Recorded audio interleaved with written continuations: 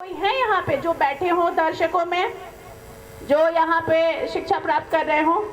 ये है आप सब लोग। तो सबसे पहले तो मैं इनके जो कोचिंग के जो ओनर हैं मनीष जायसवाल जी को, उनको विशेष रूप से उनका धन्यवाद देना चाहती हूँ कि ऐसे ग्रामीण अंचल में बहुत बहुत धन्यवाद और बहुत तरक्की करिए, खुश रहिए।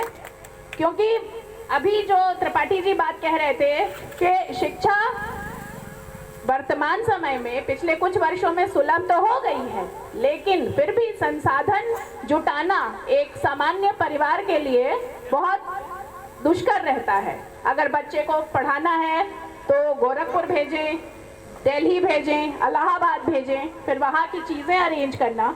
तो ये एक प्रकार से मनीष जी का जो ये अभियान है कि ग्रामीण अंचल में ही उन्होंने ऐसी एक व्यवस्था उपलब्ध कराई कि स्टूडेंट्स को बहुत दूर न जाना पड़े। मुझे लगता है सभी आसपास के ही बच्चे होंगे जो यहाँ तैयारी करने के लिए आते हैं। तो ये बहुत अच्छी बात है, मुझे खुशी हुई ये देख करके। क्योंकि देखिए, जब आप अपनी स्कूलिंग पूरी कर लेते हैं, विद्यालय की शिक्षा पूरी कर लेते हैं, तब भविष्य बड़ा ब्लैंक सा लगता है, समझ नहीं आता अब इसमें कौन से रंग भरे जाएं, क्या खाका बनेगा आगे चल के, कैसी तस्वीर आएगी। बहुत सारी चीज़ें होती। छोटे बच्चे से पूछे हम तो ये लोग बहुत सी चीज़ बताएंगे, डॉक्टर बनना चाहते हैं, पायलट बनना चाहते हैं।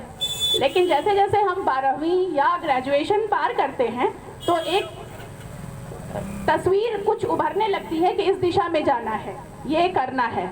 तो उस समय मार्गदर्शन के अभाव में बहुत सारे युवा भटक जाते हैं, और अगर अपने से वो स्वाध्याय कर भी रहे हैं तो कई बार सिलेबस इतना विस्तृत होता है, इतना वास्ट होता है कि समझ नहीं आता कौन सा सिरा पकड़ें और कौन सा सिरा छोड़ें। नतीजा क्या होता है? प्रतियोगी परीक्षाओं में सिर्फ अध्ययन मायने नहीं रखता, आपकी स्पीड मायने रखती है, आपकी एक्यूरेसी मायने रखती है, क्योंकि वो समयबद्ध परीक्षा होती है और उसमें आपको कम समय में अच्छा प्रदर्शन करना है। सिर्फ अच्छा प्रदर्शन नहीं करना है। यदि आपने 10 मिनट में अच्छा प्रदर्शन किया और अगला 8 मिनट में सारे सवाल सही कर गया, इस तरह की कुछ चीज होगी। तो स्पीड एंड एक्यूरेसी दोनों का ध्यान रखना है। ये सब चीजें करने में मैं ये नहीं कहती कि हर किसी को कोचिंग ही करना है, लेकिन जिस तरह का माहौल है वर्तमान में, तो उसमें मार्गदर्शन से बहुत लाभ मिलता है। ऐसा शायद मैं भी मानती हूँ और आप लोग भी मानते हैं। ये इसलिए भी कह रही हूँ क्योंकि अपनी परीक्षा के दौरान मैंने कोई कोचिंग नहीं की और मेरे विज्ञान के विषय थे, दोनों विषय मेरे विज्ञान के थे, जो ये सोच के मैंने लिया था कि सिलेबस ओवरलैप होता है तो शायद मुझे कम पढ़ना पड़ेगा। लेकिन मेरी ये सोच आज की डेट में जब मैं कंक्लूड करूंगी तो ये ऐसा था नहीं।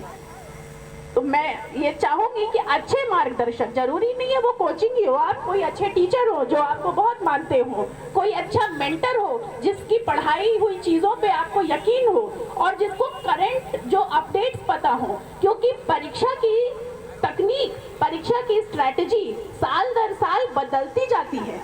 हो सकता है कि जिस तरीके से मैंने परीक्षा की तैयारी की हो, आज के ज़माने में वो चीज़ें सूट ना कर रही हो। एग्जाम्स का पैटर्न चेंज होता है, क्वेश्चंस का पैटर्न चेंज होता है, सिलेबस का कौन सा पोर्शन प्रभावी रहेगा आगामी कई वर्षों की परीक्षाओं में, वो चेंज होता है।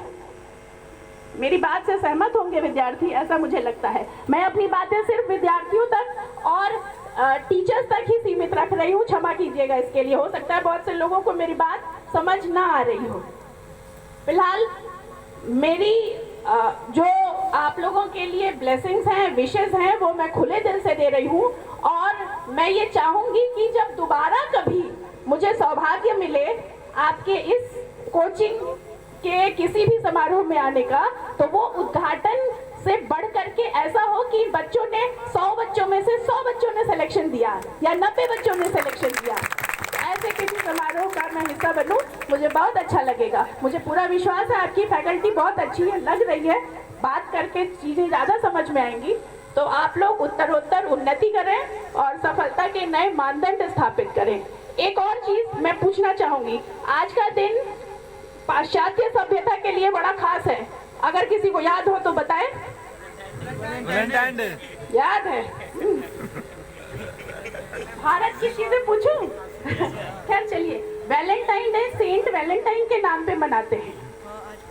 तो उनका जो मूल विषय था, मूल विषय, अभी हम अपने तर्कों और कुतर्कों से बहुत नई चीजें उसमें जोड़ बैठे हैं, समझ बैठे हैं, उसका स्वरूप बहुत हो सकता है हमने तथाकथित रूप से विकृत कर दिया है, परंतु उनका जो मूल विषय था वो क्या था? प्रेम और समर्पण। तो आप लोगों के लिए मैं यही संदेश छोड़ के जाना चाहती हूँ, यदि आपने जीवन में कोई लक्ष्य बनाया है, अपने को सफल मानने का, बन के देखने का, अपने को सफल देखने के लिए कोई लक्ष्य निर्धारित किया है, तो उस लक्ष्य से प्रेम करिए, उसके प्रति समर्पित हो जाइए, तो सफलता आपके कदम जरूर चूमेगी, 100% चूमेगी। ऐसा ये मेरा व्यक्तिगत अनुभव है, यही अनुभव आप लोग के साथ शेयर कर रही हूँ। सफल रहिए, बहुत तरक्की करिए, मेरी सभी शुभकामनाएं मंच पे आसीन लोगों के भविष्य के लिए, बैठे हुए दर्शक दीर्घा में विद्यार्थियों के लिए और फैकल्टी मेंबर्स के लिए, खास तौर पर मनीष के लिए। All the very best.